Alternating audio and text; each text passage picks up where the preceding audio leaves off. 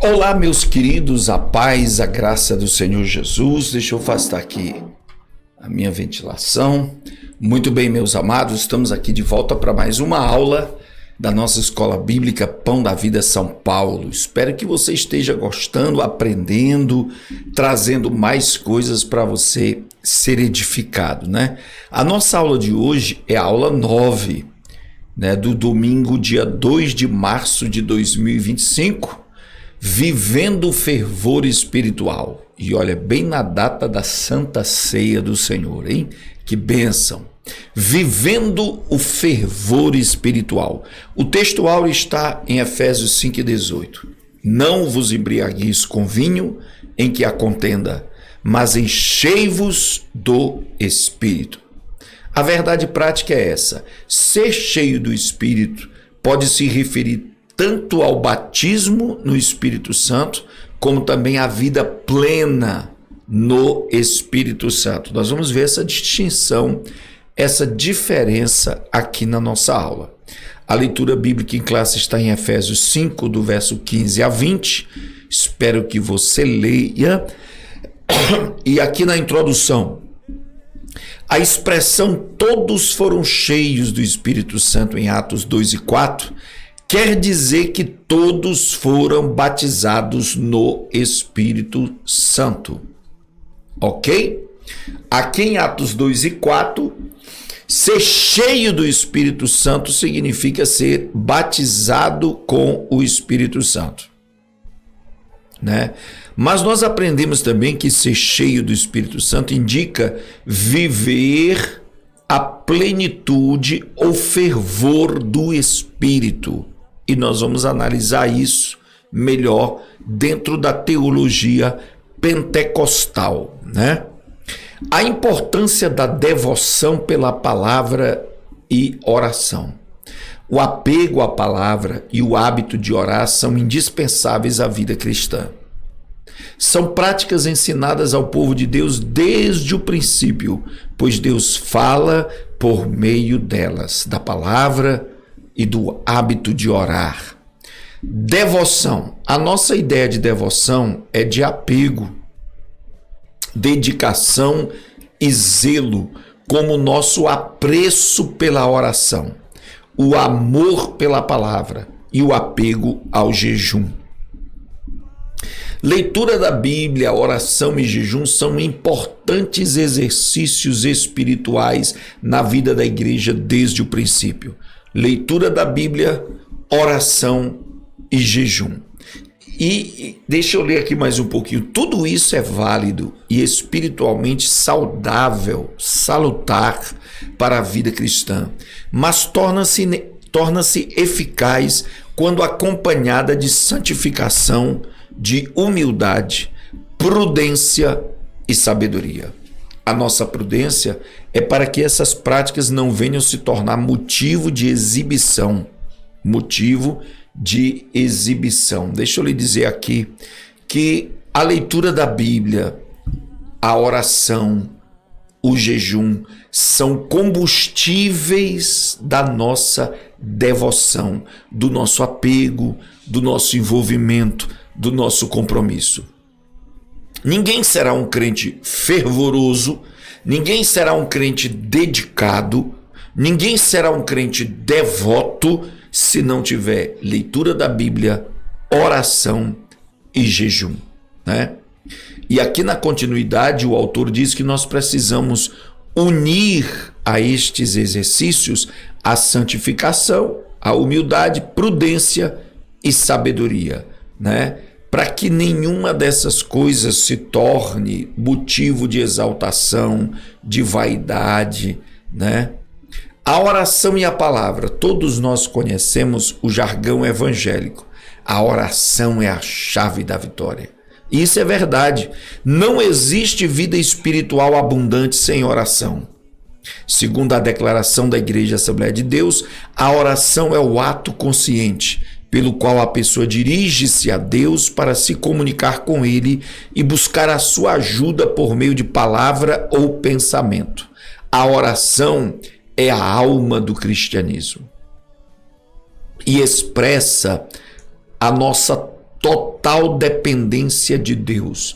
O próprio Senhor Jesus Cristo tinha o hábito de orar. Essa prática particular deve ser espontânea e contínua. A leitura da Bíblia nos torna sábios e prudentes. O modo de vida do crente não pode ser o mesmo padrão do mundo. Tem que ser um padrão aqui de oração e de palavra de Deus, né? Ou seja, meus amados, o fervor espiritual vem por esse hábito, por esse costume diário de ler a Bíblia, de meditar na palavra, de orar, de ter um momento de oração. É daí que se origina, que se gera o fervor espiritual. Se não houver isso, não vai ter fervor, vai ser crentes frios, mornos na igreja. O viver sabiamente. Esses exercícios espirituais devem ser colocados em prática no dia a dia, diferentemente do nécio. Vede prudentemente como andais, não como nécios, mas como sábios. Existem pelo menos 7 palavras gregas no Novo Testamento para nécio, mas a que o apóstolo usa nessa passagem só aparece aqui. É azófos, que quer dizer tolo, sem juízo. Paulo está contrastando a sabedoria cristã que vem do Espírito com a insensatez dos pagãos. Isso torna claro no versículo 17, onde o apóstolo usa o termo afron, nécio, insensato, e acrescenta que esses não entendem a vontade do Senhor. Né? Quer dizer, o cristão deve andar de maneira sábia, de maneira sensata, de maneira coerente. Não pode ser uma pessoa que anda sendo levado pelas influências que aparecem no caminho. Devemos priorizar a vontade de Deus em nossas decisões, atitudes e não focar as aparentes vantagens como faz o mundo, né? O modo de vida do crente não pode ser o mesmo padrão do mundo, né? O nécio é aquela pessoa que é levada por convites, por oportunidades, por emoções, por alternativas que surgem de repente, nunca experimentou. Não, isso é coisa de nécio, isso é coisa de tolo.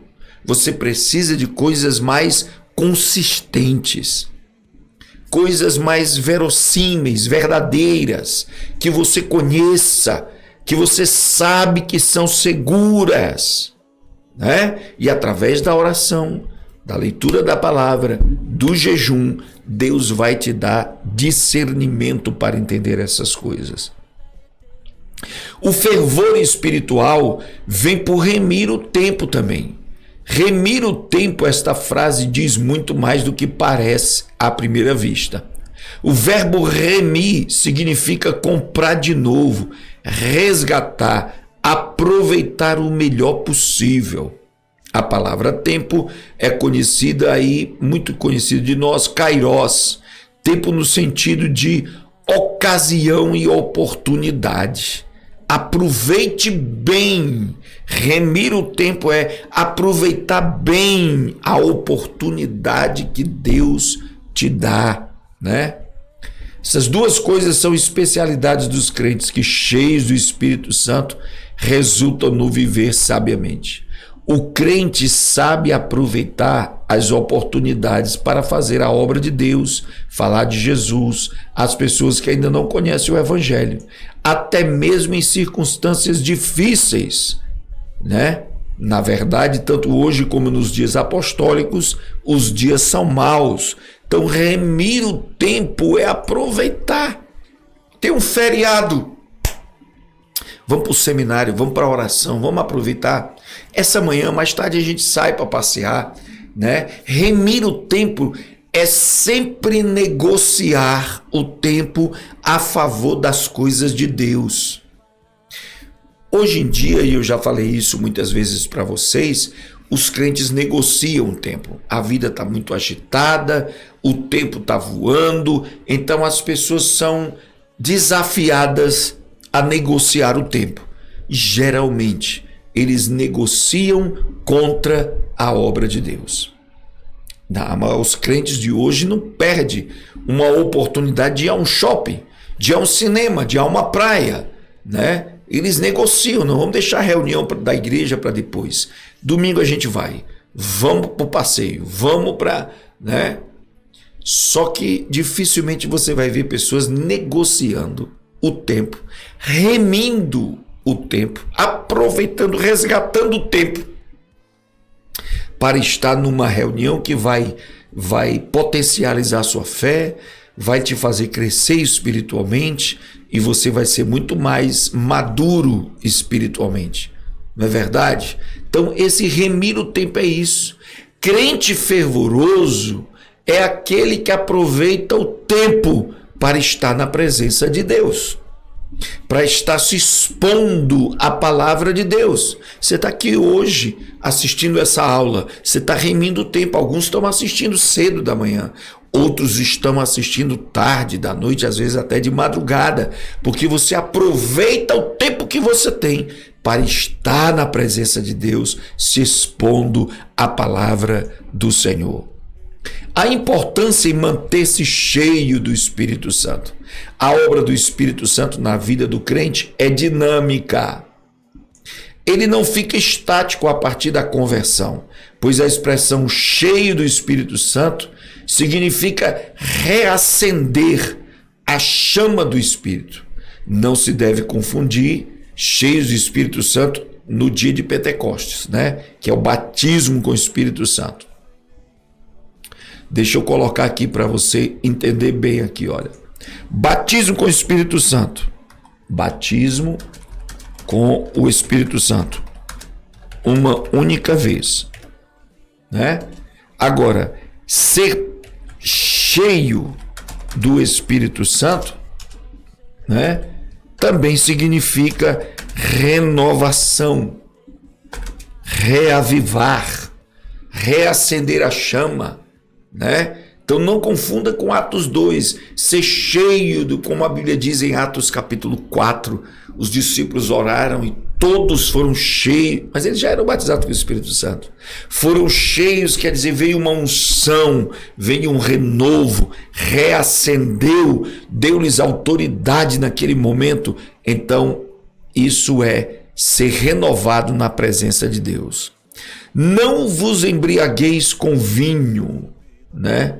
Não vos embriagueis com vinho, a importância de ser cheio, ó. Não se embriague com vinho. Essa frase é como a Septuaginta traduz: não olhes para o vinho. A passagem em Provérbios explica as consequências destrutivas da bebedeira e a compara com a picada de uma cobra. A palavra usada para contenda significa também devassidão, dissolução. Esses termos são incompatíveis com a ética cristã, mas é muito comum entre os pagãos que procuram buscar a felicidade nos prazeres mundanos que resultam sempre em desgraças. Deixa eu lhe dizer que esse texto ele tem um sentido literal e tem um sentido metafórico, simbólico, né? Literal, o crente não deve beber bebida alcoólica, né? Não deve se embriagar, porque a embriaguez tira a sensatez, a embriaguez prejudica a reputação, a embriaguez desabona o caráter, a personalidade de uma pessoa, não é verdade? Então, um crente que quer ser cheio do Espírito Santo não pode ser um crente dado à embriaguez, à bebida alcoólica. O sentido simbólico, espiritual, metafórico, significa que o crente não deve andar por aí como um insensato, como um embriagado, se envolvendo com coisas que vai trazer confusão, que vai trazer devassidão, que vai trazer dissolução, né? Então é preciso ter cuidado, que às vezes existe embriaguez, né? Embriaguez em muitos movimentos ditos pentecostais e que não são, né? Então tenha cuidado de não se embriagar com doutrinas, não se embriagar com experiências, não se embriagar com lideranças. o cristão pentecostal deve ser uma pessoa sensata, deve ser uma pessoa equilibrada e uma pessoa centrada na palavra de Deus. 2. Enchei-vos do Espírito. Essa expressão indica, renovação, novo enchimento do Espírito Santo. A ação do Espírito Santo na vida cristã não é estática. Uma vez cheio, pronto, não precisa de novo ser cheio. Nele somos renovados do nosso dia a dia. Essa experiência acontece reiteradamente em nossos dias e isso vem desde o dia de Pentecostes. Os discípulos já tinham o Espírito Santo antes do Pentecostes e já eram salvos. Todos os crentes em Jesus, pentecostais e não pentecostais, batizados no Espírito Santo e não batizados, têm o Espírito Santo. O Espírito Santo veio habitar em você, né? Eu falei aqui que a vida cristã, a fé, só existe em nós pela presença do Espírito Santo, né? O apóstolo se refere à plenitude do Espírito quando ele diz enchei-vos do Espírito, que é característica típica dos pentecostais, né? Ser cheio, ser renovado, ser pleno, ser transbordante, é o cálice transbordar. Um cálice só transborda quando já tem o Espírito Santo, né? Não confundir com o batismo, isso já foi estudado na lição 3. Em outras passagens, cheios do Espírito diz respeito ao batismo, mas não é o caso em Efésios 5,18. O batismo do Espírito Santo é uma experiência distinta da conversão. O significado de palavras e expressões bíblicas na Bíblia deve ser entendido e interpretado à luz do seu contexto. Então Pedro, cheio do Espírito Santo, lhes disse, Pedro foi batizado no dia de Pentecostes. Logo, a expressão Atos 4:8 mostra a dinâmica do Espírito na vida do apóstolo. Naquele momento, ele foi cheio do Espírito para dizer, para falar, né? Da mesma forma, o trecho, Saulo, que também se chama Paulo, cheio do Espírito Santo, fala de alguém já batizado com o Espírito Santo em Atos 9, né? Saulo, cheio do Espírito Santo. Então, naquele momento, o Espírito Santo te enche para falar alguma coisa, para operar um milagre, para tomar uma decisão. Então, não se confunde com o batismo com o Espírito Santo. O batismo com o Espírito Santo aconteceu no dia de Pentecostes, acontece uma vez com você, mas você pode ser cheio do Espírito Santo quantas vezes seja necessária para pregar, para expulsar um demônio, para tomar uma atitude, né? Até porque, meus irmãos, a gente não fica o dia todo ali tomado pela unção, pela presença de Deus. Não, às vezes a gente continua a vida, tem que trabalhar, tem que estudar, tem que cuidar da casa, mas de repente uma pessoa chega enferma ou endemoniada, uma pessoa te dá a oportunidade para você falar, você ora ali um pouquinho e o Espírito Santo te enche para você falar com autoridade, com poder, com conhecimento e causa da palavra de Deus, né? Por último aqui, meus irmãos, vigilantes contra a frieza espiritual. Você que quer ser fervoroso, vivendo o fervor espiritual, deve ser vigilante contra a frieza. Você deve se lembrar de que um dos requisitos para compor o grupo dos 7 diáconos era ser cheio do Espírito Santo. Como identificar alguém cheio do Espírito? O apóstolo apresenta pelo menos 3 características. O testemunho é transbordante, a vida de gratidão e de submissão. Testemunho transbordante é um sinal evidente. Os cânticos são expressões de alegria, de louvor a Deus, além da função de instruir a igreja. Os cristãos expressam por meio dos hinos seus anseios, suas esperanças, aquilo que acreditam, estar inspirado na vida dos personagens bíblicas e nas promessas divinas. Os salmos são o saltério de Israel, o livro dos salmos aos quais o Espírito Santo dava uma vida nova. Muitos deles são adaptados à música ainda hoje no judaísmo e no cristianismo. Os hinos são uma referência, os cânticos espirituais. Então, testemunho transbordante não é apenas cantar, como está aqui na revista, né? Testemunho transbordante, deixa eu lhe dizer aqui, ó, é você pregar com autoridade espiritual, né? É você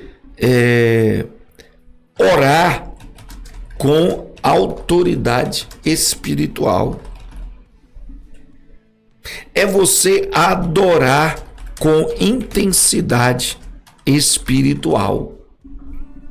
Isso aqui são sinais desse testemunho transbordante. A gente vê que um crente está cheio do Espírito Santo quando ele canta com intensidade, quando ele adora com intensidade.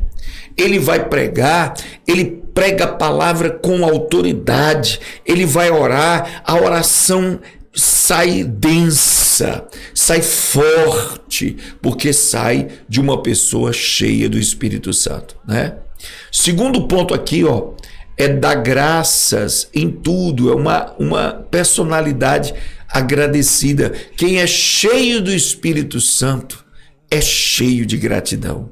Ser cheio do Espírito nos leva a uma vida alegre, dando sempre graças em tudo a nosso Deus e Pai, em nome do Senhor Jesus Cristo.